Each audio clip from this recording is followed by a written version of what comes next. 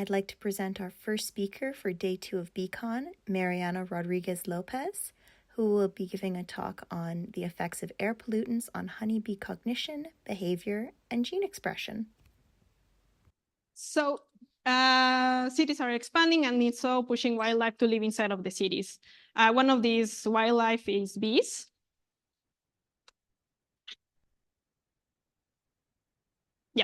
One of these wildlife is bees, and in a way to compensate these, there have many projects to integrate native bees inside of the cities, as the Airbnb project, but there's also an increased interest in urban beekeeping, like a symbol of the city being more sustainable. Fun fact, I'm actually the one who took the picture back in Mexico City. So this is the story of some bees that just landed on the roof of my house. And these bees not only inspire me to change my field research, but also inspire this project. So me being born and raised in Mexico City is a very big and complicated city. And if you are also living in a big city, you're familiar with the challenges that it comes living in a big city, such as moving around, finding food, and the housing, which these are challenges that not only we are facing, but also the bees that we are bringing to the cities. So one of these challenges that the bees are having to face by living in the city is dealing up with the urban pollution that we produce. So specifically, the one of urban pollution that I'm going to focus on is air pollutants. So air pollution is basically the contamination of the atmosphere by any chemical, physical, or biological agent. It is the cause of millions of deaths per year, and it is said that almost every major city in the world exceeds recommended levels by the World Health Organization. One of these air pollutants is ozone, which in the atmosphere is good, at ground levels is very bad.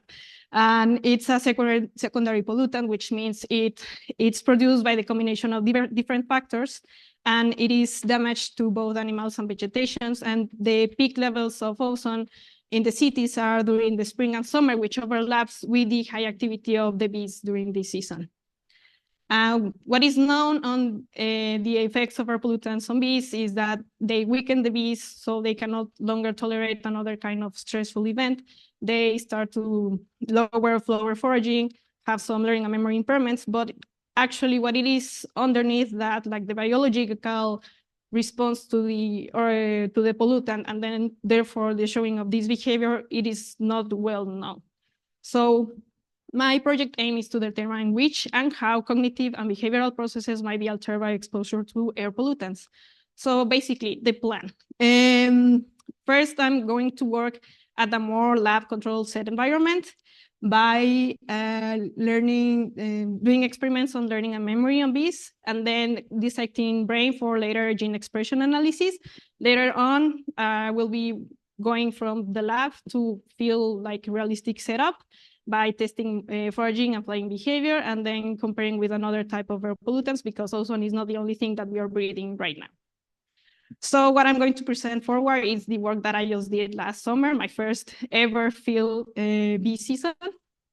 And basically how we manage information in acquisition and the saving of what we learn is through different cognitive processes. And each one of these cognitive processes involves different activation of brain areas and also genes. For instance, on us, it's not the same brain regions and genes activated while you are learning than having a test 5 minutes after learning, after having your lecture, and then having the test at the end of the semester.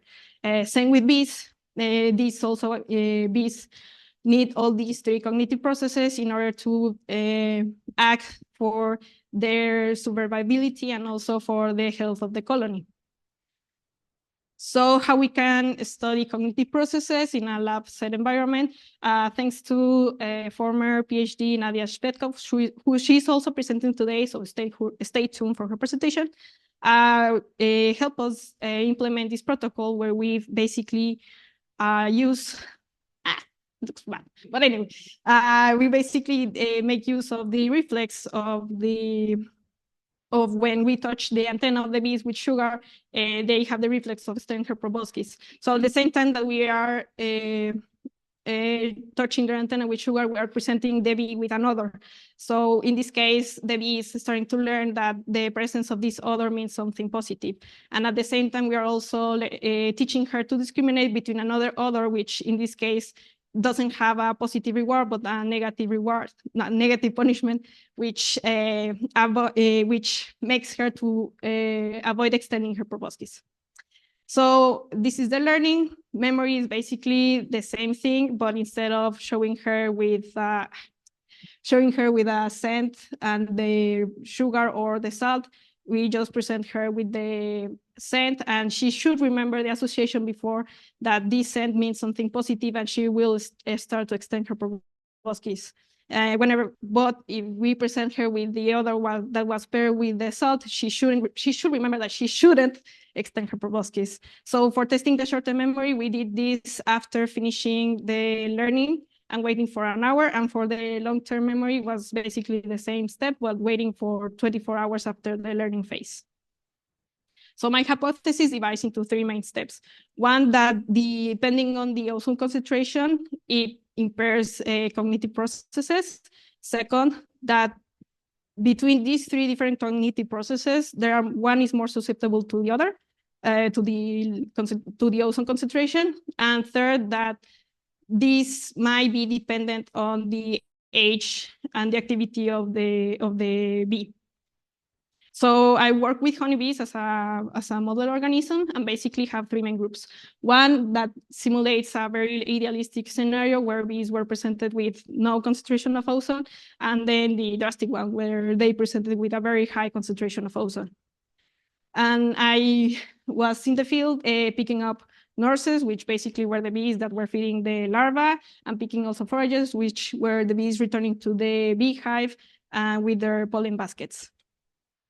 So basically, in order for dissecting which cognitive process might be disrupted by the ozone exposure, we have 3 main experiments, all with the help from Judy Sakamini, which is an honorary, she's doing her honorary thesis with us.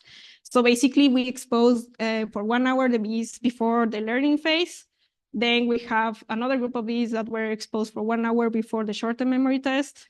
And then we have another group of bees that were exposed before the long-term memory test. All of them were then frozen immediately after finishing the long-term memory test, and then they will going to be dissected, brain dissected, and later on for gene expression analysis. So my results, because I just finished my experiments last 2 weeks, there's still a lot of information that I still have to work on. What I can show you now is very preliminary data. And basically what I noticed between both the scenarios of comparing between low and high levels is that there is actually no effects on the learning acquisition, at least in honeybee nurses. This not only meant that I will be taking more than 4 years on my PhD project, but also I start to figure out what might also be involved into this. And since I can only work with honeybees during the summer, I have a theory that maybe I just exposing the bees for a very short period of time, and through all the process of learning short-term memory and long-term memory, it's already taking like a day and a half, and maybe bees are recovering from this exposure. So as a plan B, I also took my 3 group of bees, well, these are different bees, and expose them for, again, these 3 different scenarios of ozone concentration. But the difference is that I expose them for different times. So not only I will see if there is a developing of an resistance on the ozone, but also I'm checking more realistic scenarios that we are facing on cities. Just after the bees were exposed to ozone, they were immediately frozen, and then later on I will be dissecting the brains and then doing RNA gene expression analysis. So what's next? Well, first, I still have a lot of data to analyze about learning and memory impairments. Later on winter, I will be dissecting a hell out of a lot of brains of honeybees and doing RNA sequencing. And later on, if I pass my preliminary on March, then I will be assessing foraging and flying behavior and then comparing with another type of air pollutants. So for this, I want to say thanks to Dr. Ambrose Sayed for opening his lab's doors for me and giving me the opportunity for my project. My PhD committee, Mark Gordon, and also Mark Gordon, Trevor Van de Boer for borrowing me the also machinery, and the Sayed Lab in general for being such a nice group. I am very fortunate to have landed on this lab. They are not only super smart, but they are also super fun. So thank you for your attention, and yeah, I'm open for questions, suggestions, and comments.